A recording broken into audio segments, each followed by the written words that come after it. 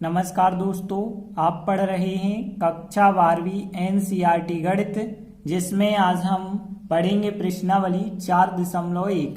तो देखिए 4.1 प्रश्नावली में लिखा है प्रश्न 1 से 2 तक में सारणिकों के मान ज्ञात कीजिए। जैसे देखें पहला सवाल है तो इसमें एक हमें सारणिक दिया गया है, कहा गया था कि इसका मान ज्ञात कीजिए।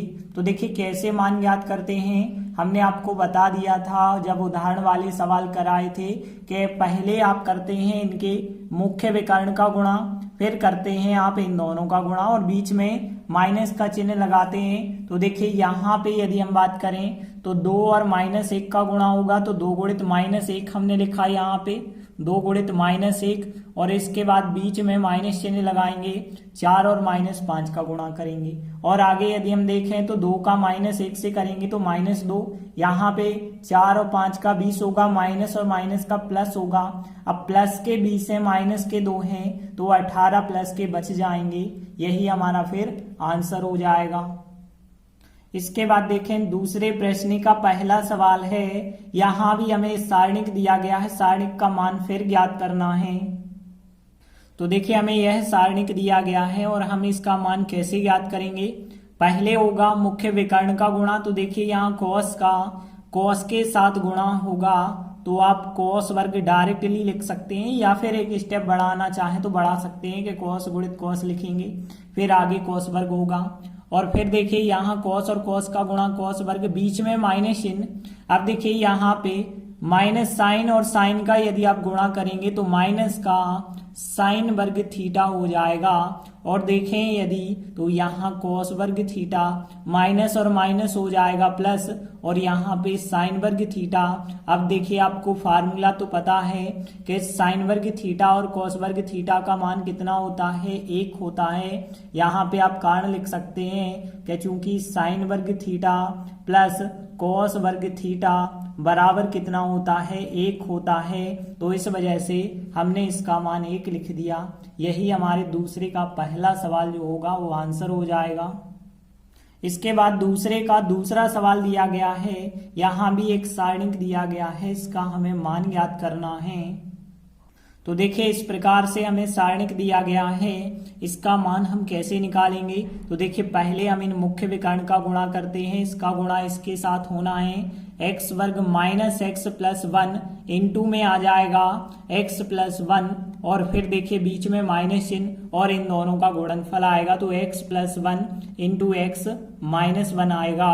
अब देखिए यहाँ पे आप गुणा यदि करेंगे तो x वर्ग का गुणा x के साथ, x घन x वर्ग का 1 के साथ तो 1 x वर्ग आएगा, फिर x का गुणा x के साथ करेंगे तो x वर्ग आएगा, x का 1 के साथ करेंगे तो 1 x आएगा, फिर यहाँ पे फिर गुणा 1 का x के साथ 1 x और 1 का 1 के साथ तो 1। यहाँ पे देखिए सर्व समीका बन गई a plus B A minus B, तो यहाँ पे a वर्ग माइनस बी वर्ग जो है सर्व समीका लगा दी जाए। अब देखिए यहाँ पे x घन हमने लिखा, x वर्ग कट गए, x से x कट गए, प्लस का 1 यहाँ पे बचा है, माइनस से कोष्टक खोलेंगे तो माइनस का x वर्ग और यहाँ प्लस का 1 हो जाएगा। और आगे यदि आप सॉल्व करेंगे तो x घन माइनस एक्स वर्ग, 1 और 1 कितना हो जाएगा 2, यही हमारा आंसर होगा। इसके बाद देखिए प्रश्न 3, यदि एक आव्यूह A दिया गया है तो हमें दिखाना है या दर्शाना है या सिद्ध करना है कि 2A का सारणिक बराबर होता है 4 इंटू सारणिक A। तो देखिए हमें दिया गया है A आव्यूह का मान दिया गया है। देखिए हमें जब 2A के सारणिक की जरूरत है तो पहले तो हम 2A का मान पता करेंगे कि 2A का मान क्या होगा। तो देखिए यहाँ पे 2A की बात करें तो 2 और A का मतलब है A आव्यूह, तो देखिए यहाँ पे A आव्यूह हमने रखा। अब देखिए आव्यूह के आगे यदि कोई संख्या लिखी है तो उस संख्या का हर एक अवयव से गुणा हो जाता है, तो यहाँ 2 का 1 से हो जाएगा, 2 का 4 के साथ हो जाएगा, 2 का 2 के साथ हो गया, फिर 2 का 2 के साथ हो जाएगा। तो इस प्रकार से हमें 2A आव्यूह का मान मिल गया है। तो अब हम जो है 2A को सारणिक के रूप में बदल सकते हैं। तो फिर देखिए 2A का सारणिक हम निकालेंगे तो कैसे आएगा, जो 2A आव्यूह आया है उसे सारणिक के रूप में बदल देंगे। तो देखिए यहाँ पे 2, 8, 4 4। अब देखिए इसका यदि प्रसार करेंगे तो पहले 2 और 4 का गुणा होगा 8, फिर माइनस चिन्ह 4 और 8 का गुणा होगा तो यहाँ पे 32 आएगा। और फिर देखिए 8 माइनस 32 करेंगे तो माइनस का 24। तो 2 एक सारणिक का जो मान आया माइनस का 24 आया है। अब देखिए हम क्या निकालेंगे इसके बाद 4 इंटू सारणिक ए निकालेंगे। तो देखिए 4 और इंटू सारणिक ए रखेंगे तो देखिए हमने 4 लिखा और यहाँ सारणिक ए का मतलब है जो ए आव्यूह था उससे हम ए सारणिक बनाएंगे तो 1 4 2 और 2। अब देखिए इसे और आगे सॉल्व करेंगे तो 4 तो जो बाहर थे वो तो हमें लिखने ही पड़ेंगे और यहाँ पे 1 और 2 का गुणा होगा 2, फिर बीच में माइनस चिन्ह 2 और 4 का गुणा हो जाएगा 8। और फिर आगे यदि आप सॉल्व करेंगे तो देखिए यहाँ 4, यहाँ पे आ गए माइनस के 6 और दोनों का गुणा कर दें यदि आप तो माइनस के 24। तो हम कह सकते हैं इसका मान भी -24, इसका मान भी -24। तो हम कह सकते हैं यहाँ स्पष्ट है कि, तो यहाँ बिल्कुल स्पष्ट हो जाता है कि सारणिक 2a का जो मान है वो बराबर है 4 इंटू सारणिक a के, और यही हमें दर्शाना था। तो यही हमारा सवाल जो है सिद्ध हो जाता है। तो इस प्रकार से प्रश्न 3 कंप्लीट हुआ। इसके बाद देखिए प्रश्न 4 की बात करें। यदि एक आव्यूह ए दिया गया है तो हमें दर्शाना है कि 3a का सारणिक 27 इंटू सारणिक a के बराबर होता है। तो देखिए सबसे पहली चीज जो आव्यूह हमें ए दिया गया है वो लिखेंगे और उसकी हेल्प से हम 3a निकालेंगे। तो देखिए हमें एक आव्यूह ए दिया गया है, अब ए दिया गया है लेकिन हमें 3a चाहिए तो हम पहले 3a निकालेंगे। तो 3a का मतलब होगा 3 इंटू ए आव्यूह। तो इंटू हमने ए आव्यूह लिखा है और ए आव्यूह का जो मान था वो मान हम रख देंगे। और यदि अब यहाँ पे हम देखें तो आव्यूह के आगे यदि कोई संख्या होती है तो उस संख्या का हर एक अवयव के साथ गुणा कर दिया जाता है। तो 3 का गुणा 1 के साथ, 3 का गुणा 0 के साथ, 3 का गुणा फिर 0 के साथ, 3 का 0 के साथ, 3 का 1 के साथ, फिर 3 का 0 के साथ। तो यहाँ 0 3 0 आएगा, 3 एकम 3, 3 दूनी 6, 3 चौके 12। तो यहाँ पे 3 आएगा, 6 आएगा और यहाँ पे 12 आ जाएगा। तो देखिए 3a आव्यूह तो हमें ज्ञात हो गया लेकिन हमें 3a आव्यूह का सारणिक ज्ञात करना है। तो हम लिखेंगे तो फिर 3a आव्यूह का जो सारणिक होगा वो कैसे आप निकालेंगे। यहाँ जो 3a आव्यूह का मान आया है इसे सारणिक में लिख देंगे। तो देखिए हमने 3a का सारणिक लिख दिया, मतलब जो 3a आव्यूह था इसे सारणिक का चिन्ह बना के लिखा। अब देखिए इसका मान हमें निकालना है तो 3/3 का हम कैसे सारणिक हल करते हैं। तो हमने बताया था प्रसार करके किसी पंक्ति के सापेक्ष या किसी स्तंभ के सापेक्ष करते हैं। तो यहाँ पे देखें, यहाँ पे जो है C1 की बात करें, इसमें 2 0 हैं तो हम C1 के सापेक्ष प्रसार कर दें। तो देखिए C1 के सापेक्ष प्रसार करने पर देखिए हमें क्या मिलेगा, 3 के सापेक्ष प्रसार करना होगा।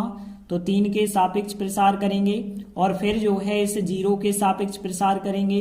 तो 0 सारणिक यहाँ पे कुछ भी आएगा और फिर इस 0 के सापेक्ष भी हमें प्रसार करना है। तो इस प्रकार से हमने लिखा। अब देखिए ध्यान देना, यह होता है 11वां अवयव। 11वां अवयव मतलब 1 और 1 2, मतलब यहाँ पे सम संख्या है तो यहाँ तो प्लस का चिन्ह रहेगा। यहाँ 21वां अवयव है मतलब विषम संख्या है तो यहाँ पे कह सकते हैं माइनस चिन्ह। और यहाँ पे जो है 31 का मतलब है 3 और 1 जोड़ोगे तो 4 मतलब यहाँ पे प्लस का चिन्ह होगा। तो चिन्ह जरूर आप ध्यान रखें कि यहाँ पे 11 मतलब 1 और 1 जोड़ेंगे तो 2 मतलब धन आएगा। यहाँ पे 21 मतलब 2 और 1 जोड़ेंगे तो 3 विषम आएगा। यहाँ पे 31 मतलब 3 और 1 जोड़ेंगे 4 मतलब सम आएगा। अब देखिए यहाँ 3 के सापेक्ष प्रसार करेंगे, इस 3 के सापेक्ष तो यह लाइन छोड़ेंगे, यह लाइन 3 6 0 12 बचा होगा। तो हमने लिखा 3 6 0 12 बचा होगा। फिर इस 0 के सापेक्ष करेंगे तो यह लाइन छोड़ेंगे, 0 3 0 12 आएगा, 0 3 0 12 आ जाएगा। फिर इस 0 के सापेक्ष करेंगे तो जे लाइन और ए लाइन छोड़ेंगे, 0 3 3 6 आएगा। तो 0 3 3 6 हमने यहाँ पे लिखा। अब देखिए यहाँ प्रसार करते हैं और क्या प्राप्त होता है। तो देखिए यहाँ तो 3 लिखा हमने, 12 गुणे 3 करेंगे 36 होगा, माइनस 0 और 6 का गुणा करेंगे 0 होगा। और देखिए 0 का किसी भी सारणिक के सापेक्ष प्रसार किया जाए तो 0 ही आएगा, और यहाँ भी 0 का किसी भी सारणिक के सापेक्ष प्रसार किया जाए 0 आएगा। अब देखिए यहाँ पे 3 और 36 का आप गुणा करेंगे तो यहाँ पे 108 प्राप्त होगा, बाकी सब तो 0 0 थे, इनको हल करने की आवश्यकता नहीं है। तो देखिए हमने 3a जो निकाला इसका सारणिक, उसका मान कितना आया है 108। अब हम क्या निकालेंगे, 27 इंटू सारणिक a निकालेंगे।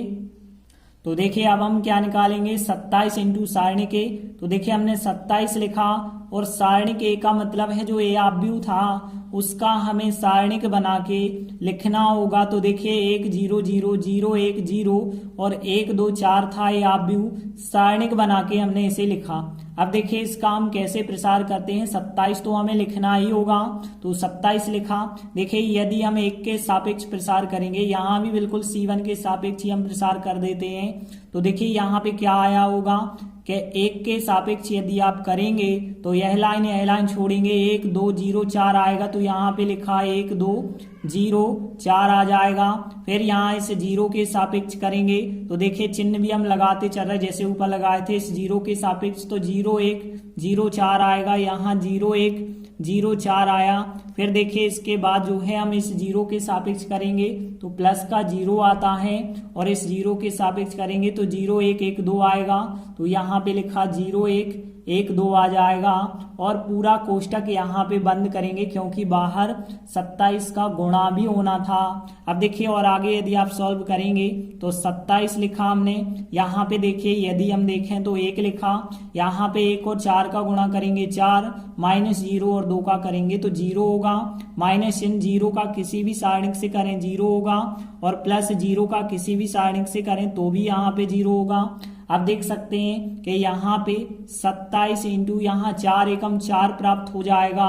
27 और 4 का यदि आप गुणा करते हैं तो कितना आ जाएगा, 108 आ रहा है। तो देखिए यहाँ पे इसका मान भी 108 आया, इसका मान भी 108 आया, मतलब यहाँ स्पष्ट है कि इसका मान इसके बराबर होता है। तो देखिए हमने लिखा यहाँ स्पष्ट है कि 3a का जो सारणिक का मान है वो 108 है और 27 सारणिक a का मान 108 है, मतलब ये दोनों आपस में बराबर है। यही हमारा सवाल जो है सिद्ध हो जाता है। तो इस प्रकार से चौथा क्वेश्चन भी कंप्लीट हुआ। तो हमने 4 क्वेश्चन कंप्लीट कर लिए हैं, बाकी बचे क्वेश्चन अगले वीडियो में हम करेंगे। तब तक के लिए धन्यवाद।